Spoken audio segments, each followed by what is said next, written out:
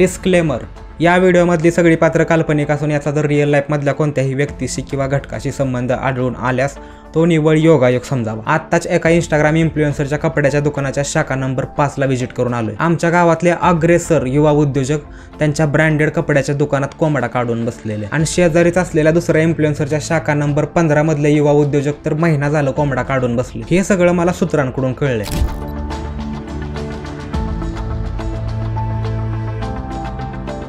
दोन कोंबडा काढलेल्या युवा उद्योगाच्या मध्ये फक्त एका मेडिकलचं अंतर आहे।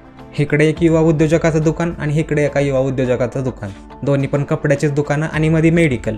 आता मला एवढा मोठा प्रश्न पडला इथं, ह्यांनी जर महिना कोंबडा काढला तर ह्यांना किती प्रॉफिट होत असेल आणि किती लॉस होत असेल। म्हणजे हा माझा प्रश्न नाही आणि आपल्याला ह्याच्याशी काही घेणं देणं पण नाही। ज्या बकऱ्यांचा बळी ऑलरेडी गेलेलाच आहे त्यांच्याबद्दल आपण काय बोलणार, पण काय जे बकरे आहेत त्यांचा बळी अजून जायचा बाकी आहे त्यांच्यासाठी हा व्हिडिओ। मी ह्यांना कपड्याचं दुकानदार पण म्हणलं असतं, पण कायद्यानं आपल्या महाराष्ट्रात असल्या सगळ्यांना युवा उद्योजकच म्हणायला लागते, नाहीतर लोक म्हणायला मोकळी। एकतर मराठी माणूस धंदा करू शकत नाही, एखाद्या मराठी माणसानं धंदा टाकला, थोडासा पुढे जायला लागला, प्रगती करायला लागला की ह्यांच्यासारखी काही ह्यांच्यासारखी लोक येते आणि त्यांचा पाय खेचायला सुरुवात करते ती। अशा कमेंट करायच्या आधी हा व्हिडिओ पूर्ण बघा। एखाद्यानं हॉटेल चालू केलं की त्याच्या मागं सगळ्यांनी हॉटेलच टाकायचे, एखाद्यानं मिसळचं चालू केलं की त्याच्या मागं सगळ्यांनी मिसळचीच टाकायची, पण त्यात एकाला बी धड चव नाही, त्याचं काय करायचं। यांची एवढी प्रगती झाली, ही लोक एवढी पुढे गेली की ह्यांनी 10 15 शाखा काढल्या, पण ह्यांच्या 15 शाखा निघतोपर्यंत त्या पहिल्या शाखेतलं गेलेलं बल आणि बंद पडलेलं फॅन बदलायला सुद्धा ह्यांना टाइम मिळाला। मला माहिती आहे लोकांना माझा राग येत असेल, पण बघा चांगलं सांगणाऱ्याचा, चांगलं सजेशन देणाऱ्याचा नेहमी लोकांना रागच येत असतो। किती दिवस आपण सगळे असे फॅक्ट्स पासून लांब पळणार आहे आणि किती दिवस तेच मराठी कार्ड आपण खेळणार आहे। पार्लरवाल्या व्हिडिओला लय चांगला रिस्पॉन्स मिळाला, लोकांना समजलं की मला त्या व्हिडिओमधनं लोकांना काय मेसेज द्यायचा होता। फिमेल इन्फ्लुएन्सर झालं, आज आपण बोलणार आहे मेल इन्फ्लुएन्सर आणि त्यांचा कापड उद्योग समूह महाराष्ट्र राज्य याच्याबद्दल। नमस्कार मंडळी, धंदा होऊ द्या झाटभर, शाखा उघडणार रातभर या कार्यक्रमामध्ये आपल्या सगळ्यांचं सहर्ष स्वागत। आज आपल्यासोबत इथं आहेत सायबा उद्योग समूह महाराष्ट्र राज्याचे सर्वेसर्वा, सायबा फॉर मेन्सचे मालक ओमी भैया गायकवाड। स्वागत आहे तुमचं। नाही का, महाराष्ट्राचे मराठी युवा उद्योजक ज्यांनी आपल्या असंख्य चाहत्यांना कापड व्यवसाय उद्योगात आणले आणि आपल्या फ्रँचायझी विकल्या। आत्ताच यांची शाखा नंबर 69 दुबईमध्ये ओपन झाली आणि ह्यांनी असा दावा केलाय की आता दुबईचे शेख पण यांच्याच फ्रँचायझीमधून, यांच्याच शाखेमधून खरेदी करणार। मला मोठेपणा कधीच दाखवता आला नाही, नाही का, आणि माझ्यातला साधेपणा कधीच लपला नाही। हीच तर आपली ओळख आहे, म्युझिक। ओ भैया म्युझिक नको, कॉपीराईट स्ट्राईक येईल उगाच आम्हाला। इथं एकतर गरिबी लय वरच्या लेवलला चालली। तुम्हाला वाटतंय ना, तर व्हिडिओच्या शेवटी आपण हलगी वाजवू, तुम्ही 50ची नोट दाखवून असं नाचवा त्यांना, काय अडचण नाही आपल्याला। पुढच्या आठवड्यात आपली एक नवीन शाखा ओपन होती, नाही का, तुम्हाला पण सांगतोय, डायरेक्ट अमेरिकेत व्हाईट शेजारी स्वतः ओमी भैया गायकवाड आणि डोनाल्ड तात्या ट्रम्प यांची उपस्थिती आहे तिथं। खरं तर मला तुमच्या ह्या सगळ्या गोष्टींवर विश्वास होत नाही, पण तुमच्या ह्या गळ्यात घातलेलं किलोभर सोनं बघून मला वाटतं तुमच्यावर विश्वास केला पाहिजे। जे पण मिळतं कष्टानं मिळतं, नशिबाच्या भरोशावर तेच बसतात ज्यांच्यात कष्ट करायची धमक नसते। त्यामुळं मी कसा आहे ते मलाच माहिती आहे, माझी बदनामी करून तुम्हाला काय भेटणार नाही। कापड व्यवसायात जे एवढं कॉम्पिटिशन वाढले ह्याच्याबद्दल तुम्हाला काय वाटतंय? माझ्याच क्षेत्रात येऊन तुम्ही माझी बराबरी करायला निघालात, विसरला वाटतं, माझंच बघून तुम्ही या क्षेत्रात उतरलाय। मला वाटलं मराठी युवा उद्योजक वाढावे याच्यासाठी तुम्ही खूप धडपड करत असाल। हे बघ भाऊ, चेष्टेचा भाग जरा बाजूला ठेव, आतल्या गोष्टी कोण सांगत नाही तुम्हाला, पण मी सांगतोय, नाही का, पैसा आणि धंद्याच्या बाबतीत कोणालाच आपल्या पुढं कोण गेलेलं बघवत नाही, नाही का। त्यामुळे हे मराठी माणसाला धंद्यात आणायचा एक प्रामाणिक प्रयत्न हे फक्त रील्स पुरतं असतं। यामध्ये तुमचा काय फायदा?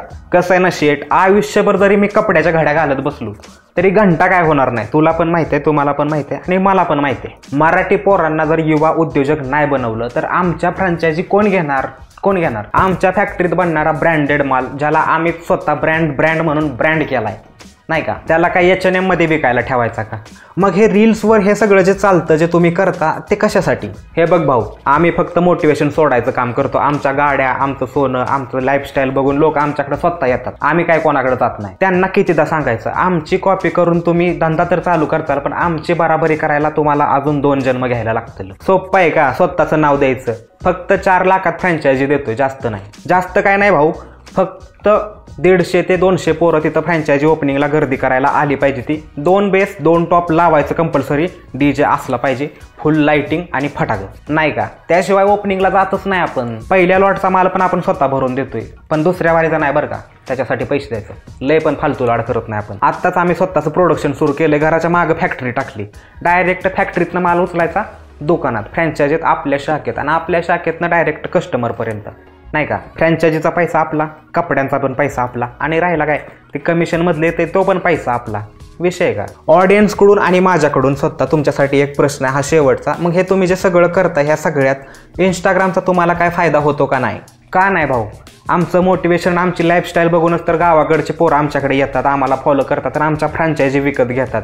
आणि हे सगळं आम्ही दाखवतोय कुठं? इंस्टाग्रामला. हेच तर सगळं आहे. तुम्हाला नाही कळणार. बिझनेस धंदा एक बिझनेस माइंडेड डोक्याचं काम असतं. हे कोणाचं पण काम नाही, कळलं का? नाही का. म्हणजे तुम्ही डोक्याला डोकं माझ्या लावू शकत नाही तुम्ही ह्या ठिकाणी.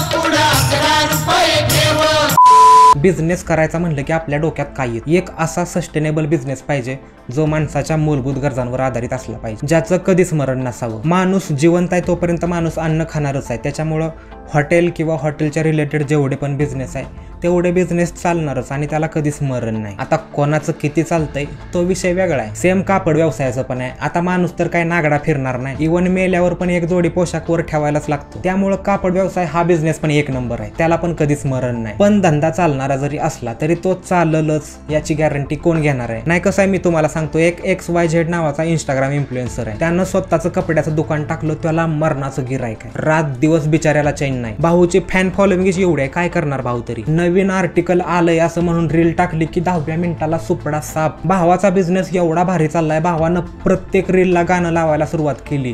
पायी फुपाटा रुतल काटा. XYZ उद्योग समूह महाराष्ट्र राज्य. #मराठी उद्योजक. आपल्या महाराष्ट्रात ट्रेंड आहे, जोपर्यंत कोणत्याही बिझनेसच्या 10 ते 15 शाखा ओपन होत नाही त्या तोपर्यंत त्याला समाजात कोण बिझनेसमॅन म्हणून इज्जतच देत नाही. त्यामुळे आपल्या XYZ पण शाखा काढायला सुरुवात केली. शाखा काढायचा एवढा सपाटा लावला, ही व्हिडिओ लिहून रेकॉर्ड करून एडिट करून अपलोड होईपर्यंत कुठंतरी 2 नवीन शाखेचं उद्घाटन पण झालं असेल. ह्यालाच इंग्लिशमध्ये फ्रँचायझी म्हणतात. आणि ह्याचं काय करायचं? आपल्या छपरी चाहत्यांना फ्रँचायझी विकायच्या. हे पण साधं काम नाही मित्रांनो. ह्याचे पण रूल्स आणि रेग्युलेशन आहेत, टर्म्स अँड कंडिशन आहेत. ह्यांचं नाव दुकानाला वापरायसाठी 3 लाख रुपये द्यायला लागतं, तर त्याच्यात मग ते पहिल्या लॉटचा माल भरून देते ते फ्रीमध्ये. शेटची स्वतःची फॅक्टरी कपडे बनवायची. त्याच्यामुळे यानंतर जरी तुमच्या दुकानातला माल संपला तर शेटला फोन करायचा, शेट तुम्हाला टमटम भरून कपडे तिकडून पाठवून देणार. पण ह्यावेळेस माल फुकट नाही, ह्यावेळेस तुम्हाला मालाचे पैसे द्यायचे आहेत. शाखा काढायची म्हणलं की त्या दुकानाचं इंटेरियर असं पाहिजे जसं काय आपल्या शेटचा ब्रँड इंटरनॅशनल लेवलचा आहे. शेटच्या एंट्रीला 2 बेस 2 टॉप असलंच पाहिजे तर, आणि कमीत कमी DJ आकाश फलटण तरी असलाच पाहिजे. आणि ह्याची जबाबदारी कोणी घ्यायची? ज्यानं शाखा काढली त्यानं. शेटच्या स्वागताला 150 ते 200 पोरं तिथं उपस्थित असली पाहिजे, कारण शेट आल्यावर गर्दी दिसली पाहिजे. मग शेट स्टोरी टाकणार, आम्ही जिथं जातो तिथं गर्दी आपोआप होती. नाही म्हणलं तरी एस्टिमेट 20-25 हजार रुपये खर्च ओपनिंगलाच जात असेल. आणि मग आपले शेट म्हणतात मी खर्चातून ओपनिंगला येतो. वा रे शेट. आता ओव्हरऑल ती फ्रँचायझी घेण्यापासून ते शेटच्या उद्घाटनापर्यंत किती खर्च झाला ते तुम्हीच काढा.